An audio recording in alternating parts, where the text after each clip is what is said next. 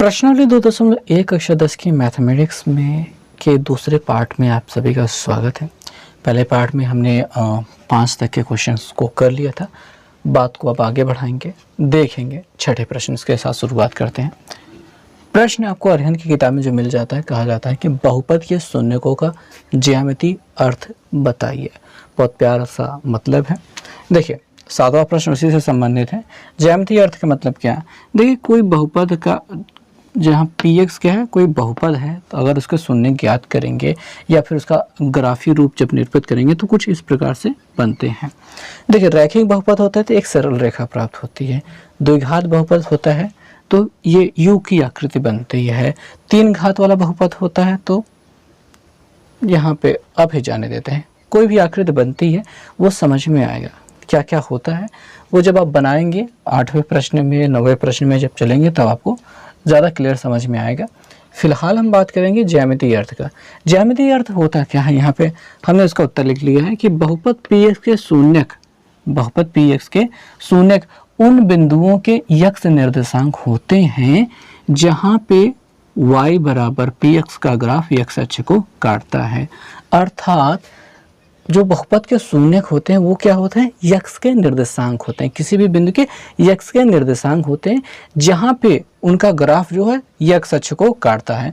जैसे यहाँ पे ग्राफ देख रहे हैं कि ये ग्राफ है, इसके कौन सा शून्यक है भैया? ये वाला जो यक्ष अक्ष पे काट रहा है, यक्ष अक्ष पे काट रहा है, यक्ष अक्ष पे काट रहा है, यक्ष पे काट रहा है, यक्ष पे काटा है। वाई पे काटने से कोई मतलब नहीं, यक्ष पे जहाँ पे काट रहा है वही उसके शून्यक होते हैं। तो आपको इस प्रश्न के लिए ये उत्तर याद कर लेना चाहिए, कॉपी में नोट कर लेना चाहिए। फिलहाल हम आगे बात करेंगे। दिए गए चित्र में यहाँ पे 4 चित्र दिए हैं, पहला, दूसरा, तीसरा, चौथा, और y बराबर px का ग्राफ दिया गया है। सभी के ग्राफ दिए गए हैं।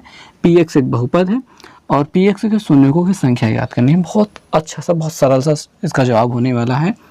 यक्ष अक्ष को जितनी जगहों पे वो काटेंगे, जहाँ जहाँ पे काटेंगे वही उसके शून्यक होते हैं। जितनी जगहों पे काटेंगे उतने उसके शून्यक हो जाएंगे।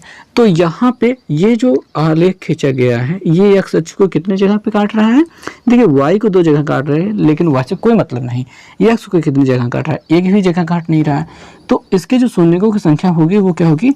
0, यानी एक भी शून्यक नहीं होंगे। ठीक, इसमें आ जाएंगे। एक्स अक्ष को देखिए 1, 2, 3, 4 और 5 जगहों पे काट रहा है, जिसके वजह से इस बहुपद का या फिर इसके जो शून्यकों की संख्या हो जाएगी वो हो जाएगी कितनी? 5। समझ में आ रही बात? 5। तो इसका आप बड़े आराम से बता सकते हैं। कितना बताएंगे? बहुत बढ़िया।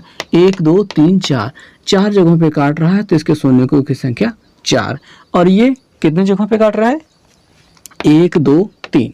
तो इसके शून्यकों की संख्या कितनी हो गई? 3। बहुत बढ़िया, यह प्रश्न आपने कर लिया। दोस्तों, प्रश्न संख्या 8 है। इसमें कहा गया है कि रैखिक बहुपद x + 5 का ग्राफ निरूपित कीजिए तथा दिए गए बहुपद के शून्यक भी ज्ञात कीजिए। इसके कितने शून्यक हो सकते हैं? सभी शून्यकों को हमको ज्ञात करना है। बहुत प्यारी सा सवाल है भैया। ये जो आपका बहुपद है px बराबर, वो दिया गया है x + 5। आपको इसको मान लेना चाहिए। क्या मानना चाहिए? कि y बराबर x + 5 है। हमको ग्राफ निरूपित करना है तो आपको ऐसे मानना पड़ेगा। मानने के बाद आपको बॉक्स बनाना चाहिए जिसमें आप x की अलग अलग वैल्यू रखेंगे और y की अलग अलग वैल्यू आपको प्राप्त होगी। अगर आप x बराबर 1 रखते हैं तो y बराबर क्या प्राप्त हो जाएगा? 1 + 5। 1 + 5 बराबर क्या हो जाएगा? 6। 1 रखा तो हमें 6 मिल गया। x बराबर 2 रखा तो y बराबर हमको क्या मिल जाएगा? 2 + 5 बराबर 7 मिल जाएगा। 2 रखा तो 7 मिल गया। अब कुछ माइनस वाली गिनतियाँ भी रख लेते हैं। x बराबर अगर हम -5 रख दें, ठीक है जी, x बराबर हम -5 रख दें तो y बराबर क्या हो जाएगा? -5 + 5 बराबर क्या हो जाएगा? 0 हो जाएगा। y की वैल्यू क्या हो जाएगी? 0। अगर हमने -5 रखा तो हमको 0 मिल गया। तो इतना ही मान हमको हमारे लिए काफ़ी है, सफिशिएंट है। ज़्यादा और बनाने की ज़रूरत नहीं है। चाहे तो और कर सकते हैं। अब इन्हीं बिंदुओं को हमको निरूपित करना, आलेखित करना है। कहाँ पे? देखिए, वैसे तो आपको ग्राफ कॉपी का प्रयोग करना चाहिए, पर चूंकि हमारे पास ग्राफ कॉपी अभी यहाँ पे उपलब्ध नहीं है, इस वजह से हम ऐसे ही यहाँ पे निरूपित करने का प्रयास करते हैं। तो हम मान लेते हैं कि 1, 2, 3, 4, 5 है और एक सामान्य रूप से हम मान रहे हैं और इनकी लंबाई लगभग हम बराबर रख रहे हैं, पर कभी कभी कम ज़्यादा भी हो सकती है, उसमें इतना ज़्यादा चिंताजनक बात नहीं है। ग्राफ कॉपी में बनाएंगे तो बेहतरीन और सुविधाजनक, मतलब बहुत प्यारा सा बनता है। आइए बिंदुओं को दर्शाना शुरू करते हैं। हालांकि यहाँ पे देखिए ये x हो जाएगा, ये x डैश हो जाएगा, y हो जाएगा, यहाँ पे y डैश हो जाएगा, ये वाला बिंदु O होता है, यहाँ पे तीर बनाना है, तीर, यहाँ पे भी तीर। ठीक है, इन सारी चीज़ों को हो जाने के बाद 1 पर 6 है, x पर 1 है, y पर कितना है 6, 1 2 3 4 5 6। इसके सीध में आपको यहाँ पे कहीं मिल जाएगा 1,6। 2 पे कितना है 7 है, 2 पे कितना है 7, यहाँ पे कहीं पे हो जाएगा 2 पे 7, परफेक्ट। और -5 पे 0 है, 1 2 3 4 5, ये -5 पे क्या है 0 है, यानी ये वाला बिंदु है, ये -5 पे कितना है 0 है। और इसको जब खींचेंगे, आप खींचेंगे तो कुछ ऐसे जाएगा। ठीक है, ये हमारा जो आलेख है वो निर्मित हो गया। आप इसको y बराबर कह सकते हैं x + 5 है। अब ये x अक्ष को कितने बिंदु पर काट रहा है, केवल एक बिंदु पर। चूंकि रेखेंगे इसलिए सीधी रेखा मिली है, द्विघात होता तो u आकार का बनता। ठीक है, अब ये एक सीधी रेखा प्राप्त हुई है और ये कहाँ पे काट रही है आपका x अक्ष को, यहाँ पे -5 पे। ठीक है, -5 पे काट रही है। तो आपको क्या बात करना था, हमको ग्राफ निरूपित करना था, हमने कर दिया। बहुपद के शून्यक, तो हम यहाँ पे इसको हल करने के पूरा एकदम नीचे में लिखेंगे, बहुपद के शून्यक क्या हो गया, बहुपद का केवल एक शून्यक क्या प्राप्त हुआ, -5 है। ठीक है भैया, -5 है। यहाँ पे x अक्ष पे इस बिंदु पे काट रहा है और जो शून्यक होते हैं वो उसके x के निर्देशांक होते हैं जो कि -5 है। और वैसे भी हमने -5 रखा तो हमारा 0 हो गया, तो वही अपना शून्यक है। तो उम्मीद है समझ में आ गया होगा पूरी तरीके से। 9वीं प्रश्न इसी पर बेस्ड है। द्विघात समीकरण दिया, द्विघात बहुपद दिए गया, उनको आलेखित करना है। सभी वैसे ही हैं। चलिए एक पहले हल करके दिखाते हैं, फिर उसके बारे में बात करते हैं। ओके दोस्तों, तो प्रश्न संख्या 9 पे हम पहुंच चुके हैं।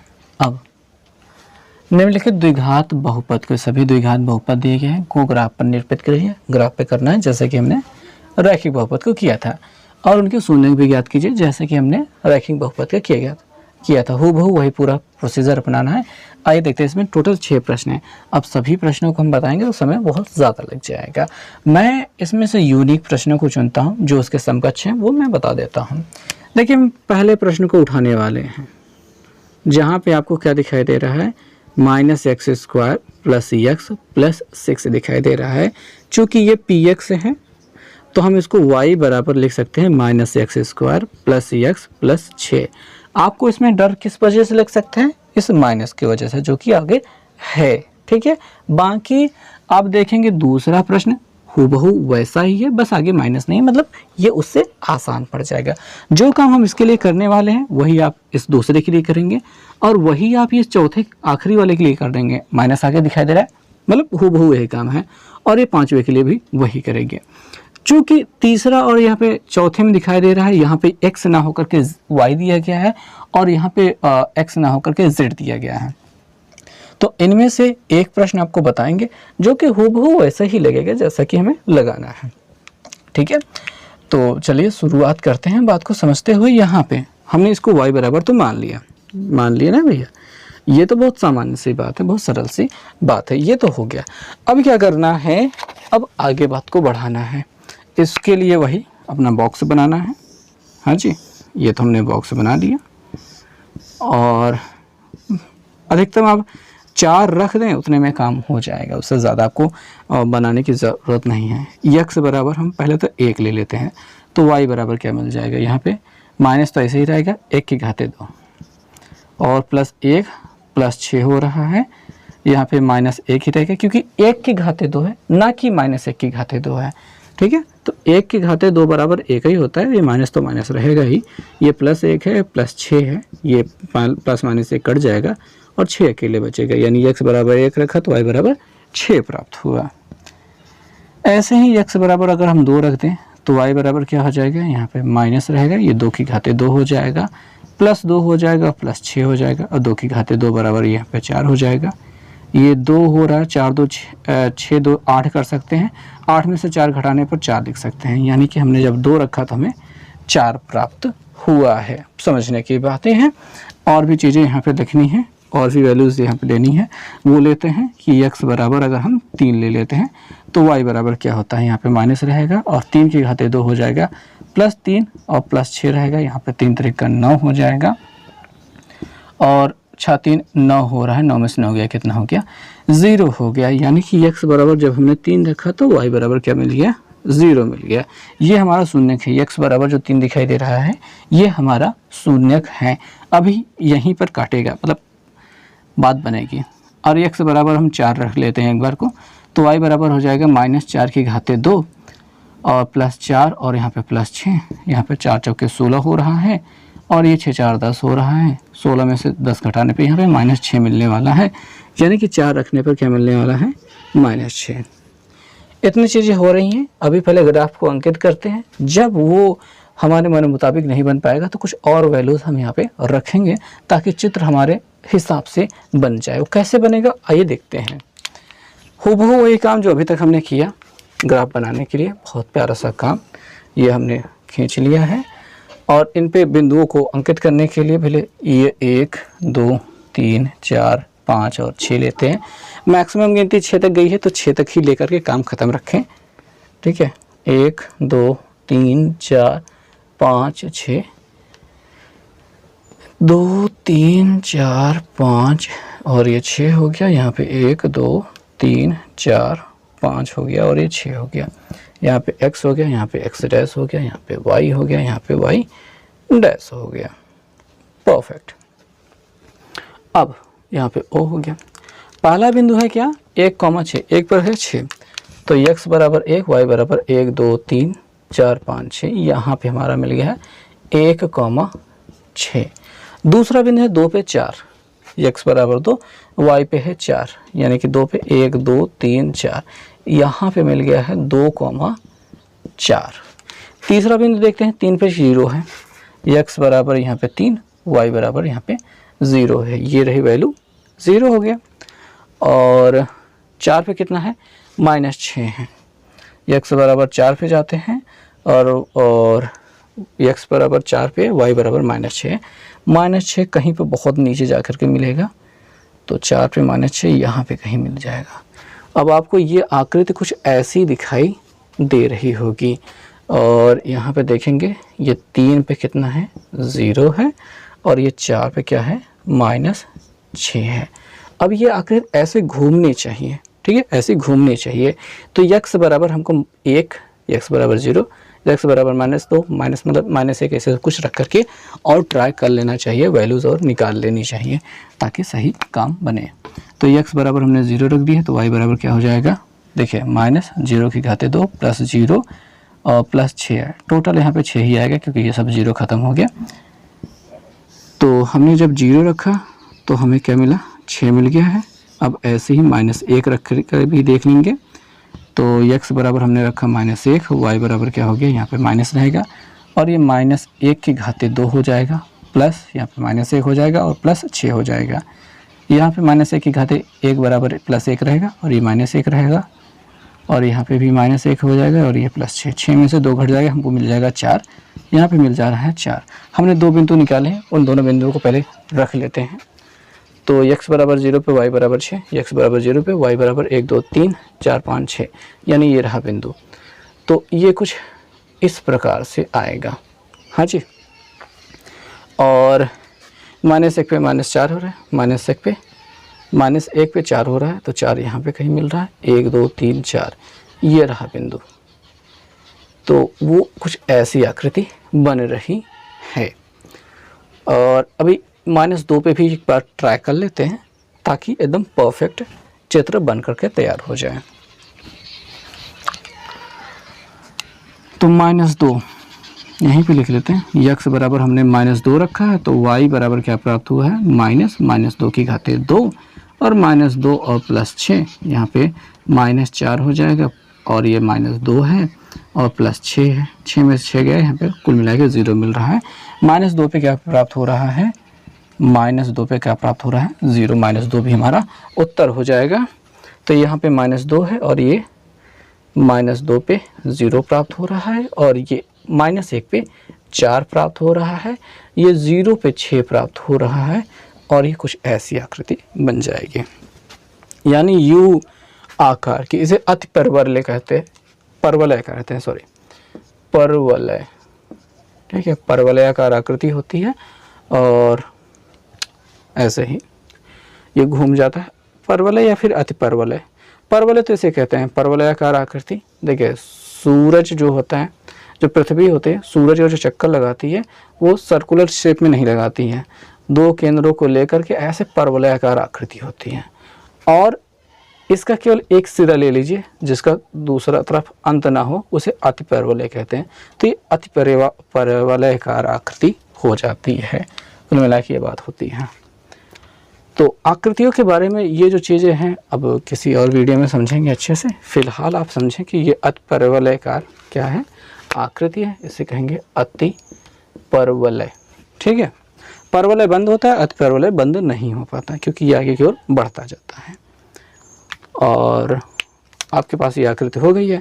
अब इसके शून्यकों के बारे में बात करें, ठीक है। आपको इसके शून्य क्या क्या प्राप्त हुए हैं, एक तो यहाँ पे 3 प्राप्त हुआ है, दूसरा का यहाँ पे -2 प्राप्त हो रहा है। यही आपके इसके शून्यक हो जाएंगे।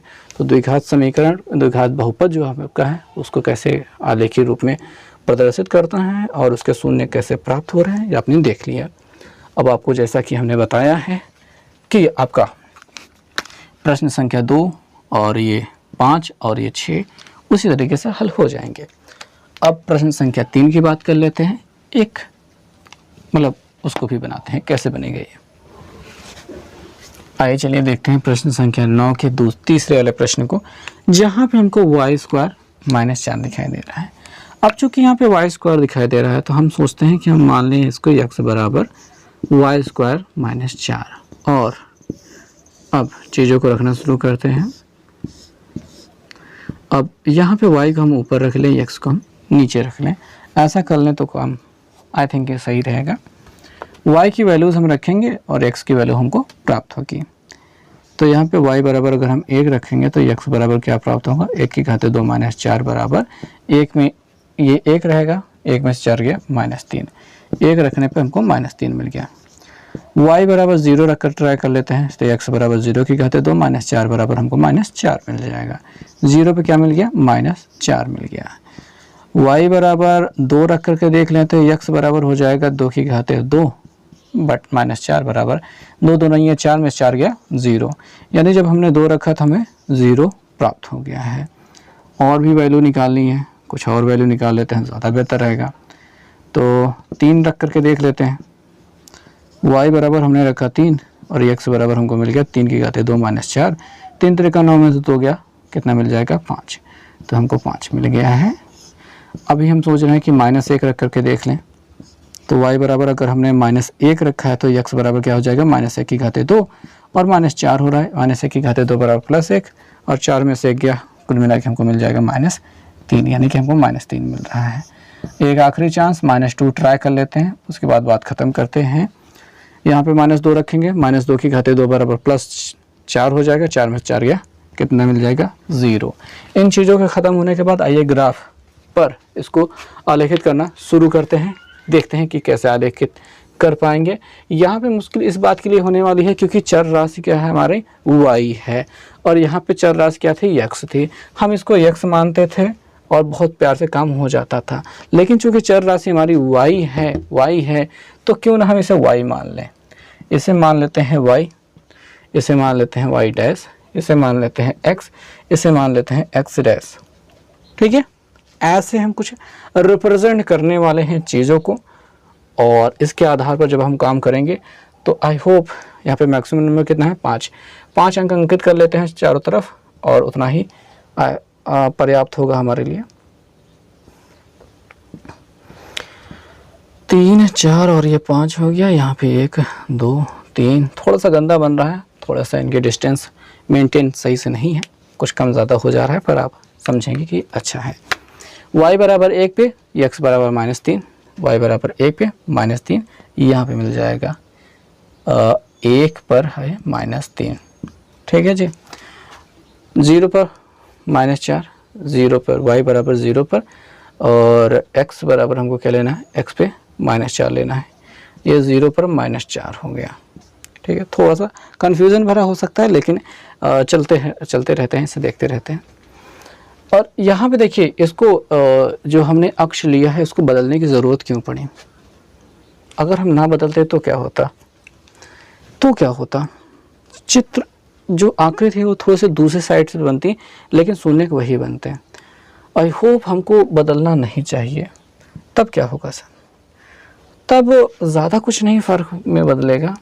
यहाँ पे देखिए z वाले के साथ परेशानी क्या हो जाएगी, आपको यहाँ पे जब x बराबर z लिख लेना होगा, ठीक है जी, और तब सरल हो जाएगा। अभी हम क्या करते हैं, वैसे ही रहने देते हैं, यहाँ पे x रहने देते हैं, यहाँ पे x डैश रहने देते हैं, यहाँ पे y रहने देते हैं, यहाँ पे y डैश रहने देते हैं। तब यहाँ पे चूँकि चर राशि y है तो y अक्ष को जितनी बार ये काटेगी, उतना उसके शून्य होंगे। x अक्ष के काटने से कोई प्रभाव नहीं पड़ेगा। चूँकि चर राशि x थी इसलिए x अक्ष पे काटने पर प्रभाव पड़ता था, चूँकि चर राशि y है इसलिए y अक्ष को काटने पर प्रभाव पड़ेगा। आइए दूसरे हिसाब से बनाते हैं। y बराबर 1, x बराबर -3, x बराबर -3 पे y बराबर 1 आपको यहाँ पे प्राप्त होगा।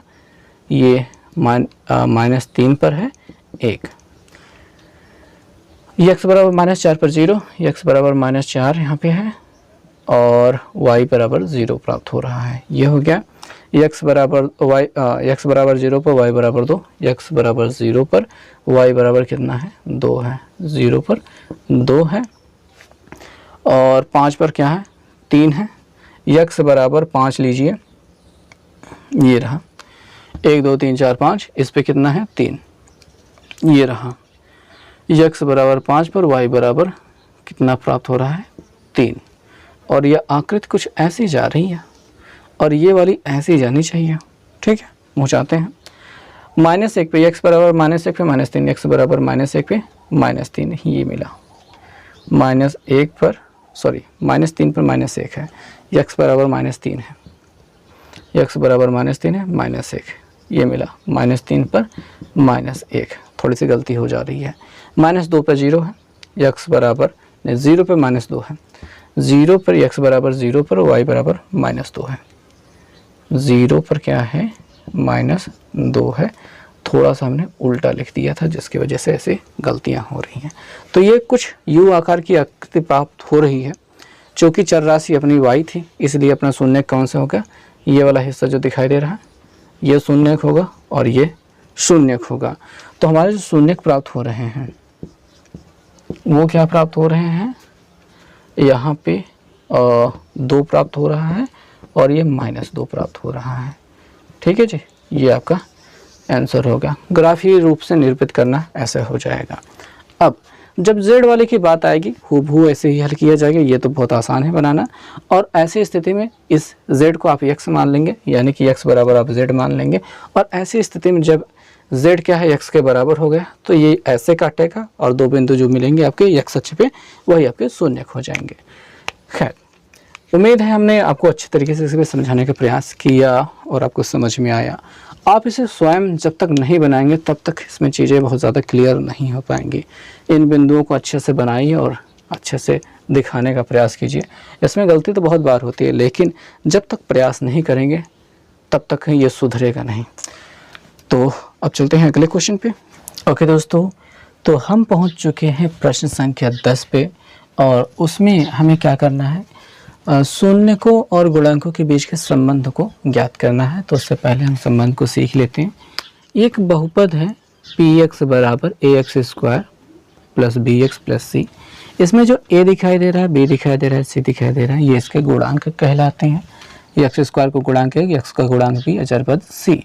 और इनके जो शून्य होते हैं वो गुणनखंड करके शून्य निकाले जाते हैं। शून्य हो जाते हैं अल्फा और बीटा।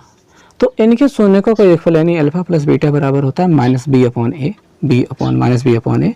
और अल्फा इंटू बीटा यानी शून्य का गुणनफल जो होता है वो होता है C/A के। बहुत सरल सी बात होती है, शुरू में हमको याद नहीं होता था, उसके बाद इतनी बार प्रयोग किया, इतनी बार ये सामने आया कि याद हो गया।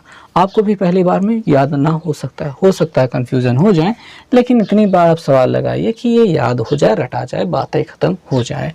ऐसी स्थितियाँ आ सकती हैं जब आप थोड़ी सी मेहनत करेंगे तो ये हो गया शून्यकों का योगफल। आपको ऐसे लिखा जाता है शून्यकों का योगफल बराबर -x², x का गुणांक बटे x² का गुणांक, ऐसा दिया जाता है। उसको ज़्यादा इतना समझने की आवश्यकता नहीं है, अभी वो उसकी बारी जब आ जाएगी तो हम अच्छे से लिख देंगे।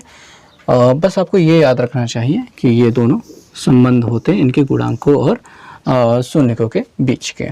तो आइए चलिए शुरुआत करते हैं प्रश्न संख्या 10 की, जहाँ पे द्विघात बहुपदों के शून्य ज्ञात करने को कहा जा रहा है और गुणांक और शून्यकों के बीच में सत्यता के जांच करने को कहा जा रहा है। अब जो हमारे पास प्रश्न है, पहला प्रश्न आसान है, दूसरा प्रश्न आसान है, तीसरा प्रश्न में अंडर रूट है, चौथे प्रश्न को समझ में ही नहीं आ रहा है। हालांकि सारे प्रश्न बहुत आसान है, सब के सब बहुत आसान है, लेकिन वही बात है, पहला नज़र में ऐसा लगता है, प्रथम दृष्टया ऐसा लगता है कि ये बहुत ज़्यादा मुश्किल है, इतना मुश्किल है कि हमसे हो नहीं पाएगा। तो भैया हमसे नहीं हो पाएगा वाली बात को छोड़ते हैं और चलिए एक एक करके सभी का खात्मा करते हैं। पहले प्रश्न के साथ शुरुआत करेंगे, जहाँ पे आपको 5x² - 8x - 4 दिखाई दे रहा है।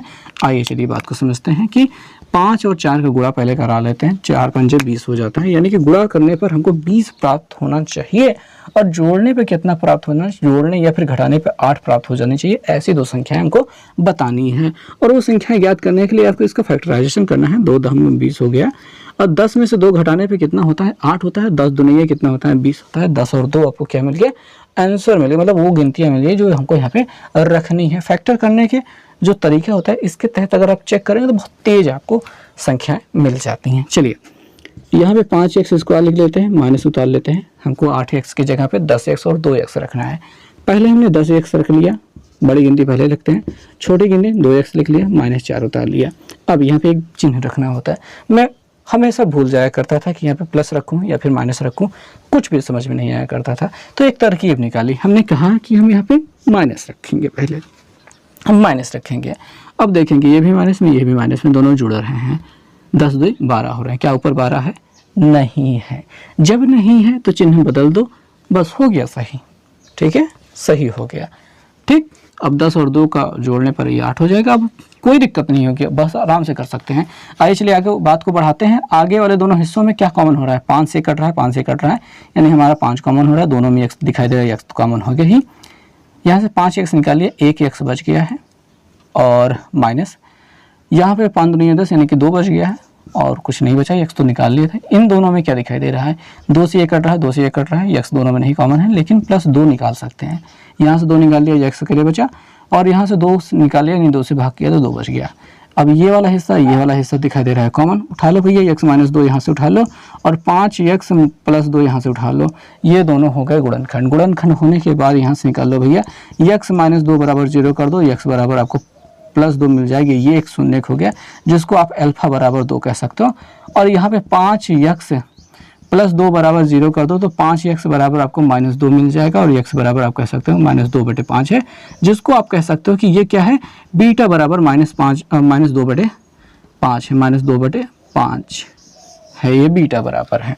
समझ में आ रही बात? समझ में आ रही है बात? जी हाँ, समझ में आ रही है बात। बात को आगे बढ़ाते हैं।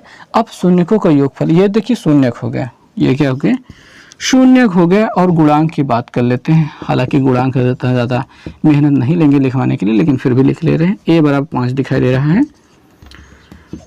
b बराबर आपको 8 माइनस में दिखाई दे रहा है तो -8 लिख लेंगे, और c बराबर आपको क्या दिखाई दे रहा है, -4, बोल -4 लिख लेंगे। अल्फा प्लस बीटा बराबर क्या होता है, अल्फा प्लस बीटा बराबर यानी इन दोनों का योगफल, यानी 2 + -2/5, इन दोनों का योगफल करेंगे। 5 दूनी 10, 10 में से ये 2 घट रहा है, /5 हो रहा है, बराबर 8/5 हो रहा है। और 8 क्या है, -b/a होता है।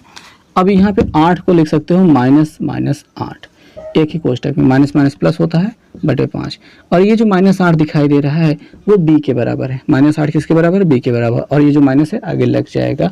अपॉन 5 क्या है, वो a के बराबर है। ए हो गया। तो अल्फा प्लस बीटा बराबर माइनस बी अपॉन ए हो गया, ये सत्यता सिद्ध हो गई।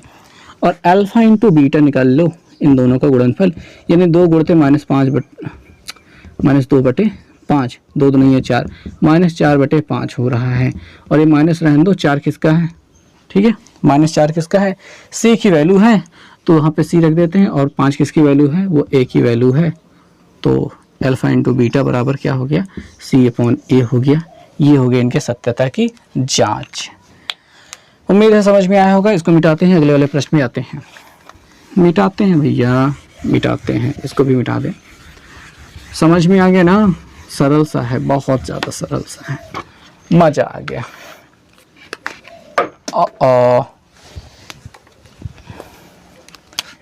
दूसरा प्रश्न है यक्स स्क्वायर -20 यक्स और प्लस 91 दिखाई दे रहा है। तो भैया क्या करोगे, यहाँ पे 1 है, यहाँ पे 91 करना में 91, गुणा करने पर हमको 91 मिलना चाहिए, जोड़ने पर या फिर घटाने पर 20 मिलना चाहिए। ऐसी संख्याएं ज्ञात करो। कैसे ज्ञात सकते हो भैया, बहुत आसान सा तरीका है। 91 का फैक्टराइजेशन शुरू करो भैया। 13 से 91 होता है, 7 से कटोगे तो 13 मिल जाएगा, 13 से कटोगे तो 7 मिल जाएगा। 13 और 7 जोड़ने पर 20 होता है, 13 से 91 होता है। बहुत सरल सी बात। एक्स स्क्वायर माइनस 13x पहले लिखेंगे और 7 को बाद में लिखेंगे। 7x बाद में लिख लिया, प्लस 91 ऐसे छाप दिया। पहले को हम माइनस रखते हैं। 13 और 7 दोनों लोग माइनस में, 13 7 20, यहाँ पे जुड़ रहा है, 20 ऊपर है, हाँ है, यानी कि ये सही है। और अगर नहीं होता तो चिन्ह को बदल देते, बस होता है, सिंपल सी बात। आइए चलिए कॉमन लेते हैं। आगे वाले गिनती में केवल x कॉमन हो रहा है, यहाँ पे x बच रहा है, यहाँ पे -13 हो रहा है। इसमें क्या कॉमन हो रहा है भैया, 7 से दोनों गिनतियाँ कट रही है। हालांकि आगे जब माइनस दिखाई दे तो माइनस भी कॉमन लो, ठीक है। 7 कॉमन हो रहा है, यहाँ पे देखिए ये x जो माइनस में था, अब यहाँ पे x प्लस में हो जाएगा, जो 91 प्लस में था अब माइनस हो जाएगा, क्योंकि हमने माइनस कॉमन लिया था। तो 7 कॉमन लिया तो 13 से भाग, मतलब 7 से भाग करेंगे, 7 13 में 91 होता है, 13 बच गया। x -13 कॉमन ले लो भैया, x प्लस x -7 दिखाई दे रहा है, ये बच गया। शून्यकों की बात करेंगे तो x -13 बराबर अगर आप 0 करेंगे तो x बराबर हो जाएगा 13, जो कि अल्फा बराबर आप 13 कह सकते हो।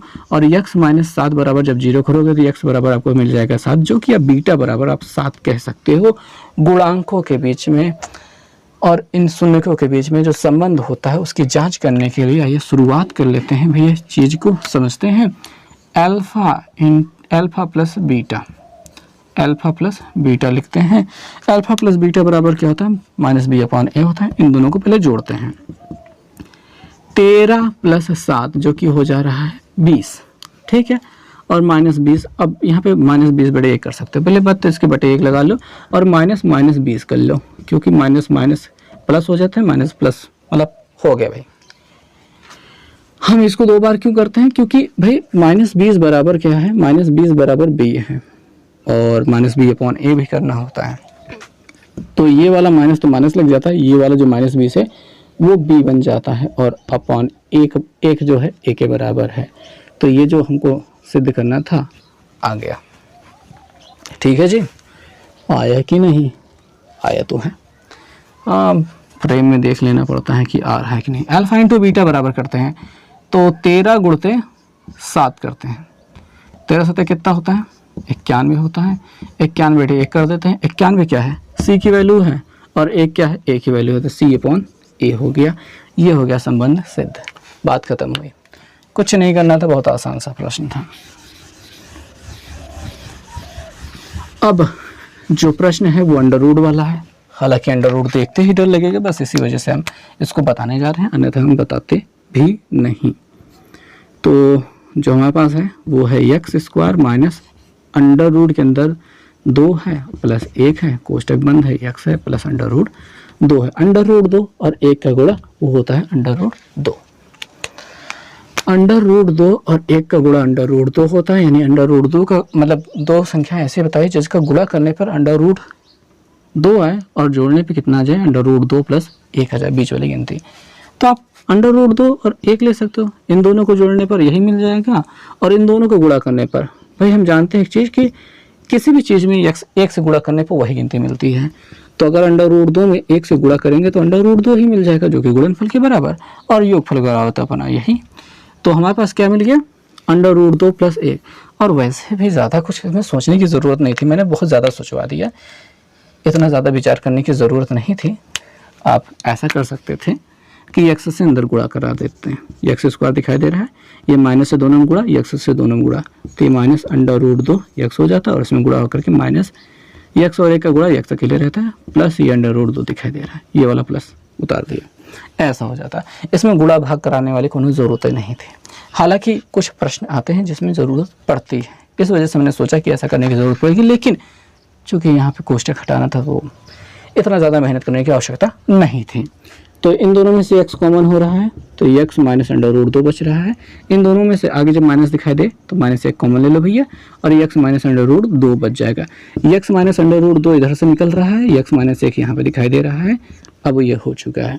x माइनस √2 बराबर जब 0 करोगे तो x बराबर √2 मिल जाएगा, जो कि अल्फा बराबर आप कह सकते हो कि √2 है। और x माइनस 1 बराबर जब 0 करोगे तो x बराबर आपको +1 मिल जाएगा, जो कि आप कह सकते हो कि बीटा बराबर 1 है।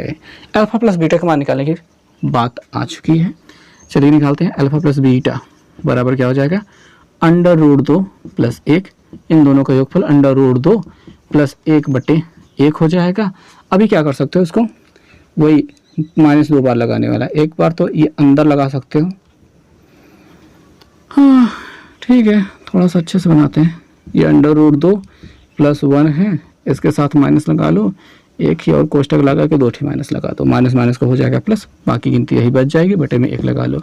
ये जो पूरा मटेरियल दिखाई दे रहा है वो किसके बराबर है, विथ माइनस, माइनस के साथ में, ये पूरा b के बराबर है, और ये माइनस तो लगा रहेगा, ये माइनस ये वाला लगा रहेगा, ये पूरा b के बराबर है, और ये जो 1 है वो a के बराबर है, तो -b/a आ गया। उसमें समझने वाली बात है, अगर नहीं समझ पाते 2 माइनस लगा के वैसे ही लिख दिया करो, बहुत आसान सी बात है। देखिए बात ये होती थी, हमको जब शुरू में चीज़ें नहीं समझ में आती थी, कुछ चीज़ें जैसे यहाँ पे हमने 2 बार माइनस क्यों लगाया ज़बरदस्ती, अगर नहीं समझ में आती ना तो एक बार को अपने लिख दो, खुद ब खुद एक बार लिख दो, ठीक है, बिना कुछ सोचे समझे लिख दो, उसके बाद खुद ही समझ में आने लगेगा। 2 सवाल ऐसे लिख दोगे खुद ही समझ में आने लगेगा। मेरे साथ तो हमेशा ऐसे ही होता था, जो चीज़ें मुझे नहीं आती थी एक बार को मैं उसको हल्के छोटी सी चीज़ जब समझ में नहीं आ रहा तो उसको देख दो, कुछ देर सोचने के बाद वो खुद ब खुद समझ में आ जाती है। यह बहुत प्यारी सी चीज़ है, माइनस माइनस के प्लस होने के बाद इसी के बराबर आ जाएगा। अब हमको माइनस की ज़रूरत थी, इस वजह से हमने वहाँ पे लिखा। अब गुणनफल अल्फा इंटू बीटा यानी कि √2 गुणते 1 बराबर √2 हो जाएगा, जिसके बटे 1 लगा सकते हो। √2 किसके बराबर है, c के बराबर है, और अपॉन 1 जो है a के बराबर है, हमको यहाँ पे a लिखना था। अब ये हो गया प्रश्न, संबंध की जो सत्यता की जांच करनी थी, जो गुणनखंड जो शून्य ज्ञात करने थे वो हो गया, संबंध भी हो गया, मतलब बात ही खत्म हो चुकी है। तो इसको मिटा देते हैं, ये आखिरी वाला प्रश्न उठाते हैं। इसमें ब्रैकेट दिखाई दे रहा है, वही ब्रैकेट को हटा देंगे भाई, तो काम कुछ आसान हो जाएगा। a दिखाई दे रहा है, x² दिखाई दे रहा है, +1 दिखाई दे रहा है, माइनस दिखाई दे रहा है, x दिखाई दे रहा है, a² +1 दिखाई दे रहा है, बस मल्टीप्लाई, a से अंदर गुणा कराओ भैया, ये हो जाएगा ax², a से इधर गुणा कराओ, प्लस a माइनस x से इसमें गुणा कराओ तो -a²x, और इसका जब इसमें गुणा कराओगे तो -x हो जाएगा। थोड़ा सा लाइन से लगा देते हैं, थोड़ा सा लाइन से लगा देते हैं, ये ax² रहेगा। अब यहाँ पे देखें दोनों जगह x कॉमन हो रहा है, तो चूँकि इसका फैक्टराइजेशन करना था तो ज़्यादा मेहनत करने की ज़रूरत नहीं, इसको ऐसे लाइन से लगा लो, -a²x और -x, और ये a जो है अचर पद सबसे पीछे रख दो, बस हो गया, सिंपल सी बात, बहुत साधारण सी बात हो चुकी है। इन दोनों में से क्या कॉमन हो रहा है, ax कॉमन हो रहा है, ठीक है, a भी कॉमन हो रहा है, x भी कॉमन हो रहा है। इसमें से ax निकालेंगे, एक ही x बचेगा, माइनस इसमें से ax निकालेंगे, एक ही a बचेगा, बात खत्म। इन दोनों में कुछ भी कॉमन नहीं हो रहा है, हालांकि माइनस दिखाई दे रहा है कि तो -1 कॉमन ले लो, ये x प्लस में हो जाएगा, a जो हो जाएगा वो माइनस में हो जाएगा। अब ये गिनती बराबर दिखाई दे रही है, कॉमन ले लेते हैं, और यहाँ पे ax -1 बच जाता है, और ये हो चुका है गुणनखंड। गुणनखंड होने के बाद ये वाला हिस्सा x - a बराबर जब 0 करोगे तो x बराबर क्या मिल जाएगा, a मिल जाएगा, जो कि अल्फा बराबर आप कह सकते हो कि a है, और ax -1 बराबर जब 0 करोगे तो ax बराबर 1 हो जाएगा, और x बराबर हो जाएगा 1/a, जो कि आप बीटा बराबर कह सकते हो कि 1/a ए है। ये दोनों चीज़ें जब प्राप्त हो जाती हैं तो अब निकालेंगे अल्फा प्लस बीटा, जो कि होता है दोनों का योगफल। एक खेवर में ए मिला है, दूसरे के में 1/a मिला है। जब इनको जोड़ेंगे ए स्क्वायर प्लस 1 अपॉन क्या हो जाएगा, ए हो जाएगा। अब एक बात आ जाती है कि ये b के बराबर है कि नहीं है। ठीक है, कैसे करेंगे? एक छोटी सी बात, थोड़ा सा नीचे लिख लेते हैं। पहले तो इसको कोष्टक में बंद करो, ए स्क्वायर प्लस 1। ठीक है, एक माइनस लगाओ और एक दूसर का माइनस, क्योंकि हमको ज़रूरत है, और नीचे ए रखो, वो तो है ही। अब ये पूरा हिस्सा b के बराबर हो रहा है, और आप कहोगे कि यहाँ पे b तो दिखाई नहीं दे रहा है सर, कहाँ है b? ठीक है, खोजना पड़ेगा। तो एक लाइन जो हमको लिखनी चाहिए थी, जो हमने नहीं लिखी, वो लिख लेते हैं। देखो भैया, ए एक्स स्क्वायर तो ऐसे ही रहेगा, परफेक्ट। और यहाँ से ले रहे हैं। ठीक है, ए एक्स स्क्वायर ऐसे ही रहेगा। इन दोनों में से एक्स कॉमन ले लो और माइनस भी आगे निकाल लो, तो हमको क्या मिलेगा, ए स्क्वायर प्लस 1 मिलेगा, और पीछे एक्स मिलेगा, और प्लस ए मिल जाएगा। अब ये जो हिस्सा दिखाई दे रहा है वो a बराबर है, ये जो हिस्सा दिखाई दे रहा है वो b बराबर, ये जो हिस्सा है वो c बराबर है। समझ में आ रही बात? तो b बराबर क्या है, माइनस के साथ में a स्क्वायर प्लस 1 है, तो माइनस के साथ में a स्क्वायर प्लस 1 जो है वो b की वैल्यू है। और यहाँ पे हमने 2 बार माइनस क्यों लगाया, ताकि हमको माइनस मिल सके। 2 ठू, एक ही तो ये b के लिए हो गया, एक ही इसके लिए हो गया, जो कि माइनस b लिखना होता है। और अपॉन a तो इसकी वैल्यू है ही, a के मान a है, और ये जो बन चुका है वो माइनस b अपॉन a के बराबर हो चुका है, b अपॉन a के बराबर हो चुका है। गुणनफल अल्फा इंटू बीटा बराबर a गुणते 1/a होता है। ऐसे a कट जाएगा, कितना बचेगा, 1। हालांकि काटने की ज़रूरत नहीं थी, a गुणते 1/a दिखाई दे रहा है, तो गुणा कर दो, a/a कर दो। ये जो a है वो c के बराबर है, तो आप कह सकते हो c, और ये दूसरा वाला जो a है वो a के बराबर है, आप कह सकते हो a, यानी c अपॉन a के बराबर हो रहा है। काम हो चुका है। हाँ जी, समझ में आ गई बात? तो भाई 10वें प्रश्न के हमने चारों प्रश्नों को हल करके यहाँ पे दिखा दिया, क्योंकि हमको लगा कि ये मुश्किल है, मेहनत की जा सकती है। तो बस इस वीडियो में इतना ही। आगे के प्रश्नों के लिए हम अगले वीडियो में बात करेंगे।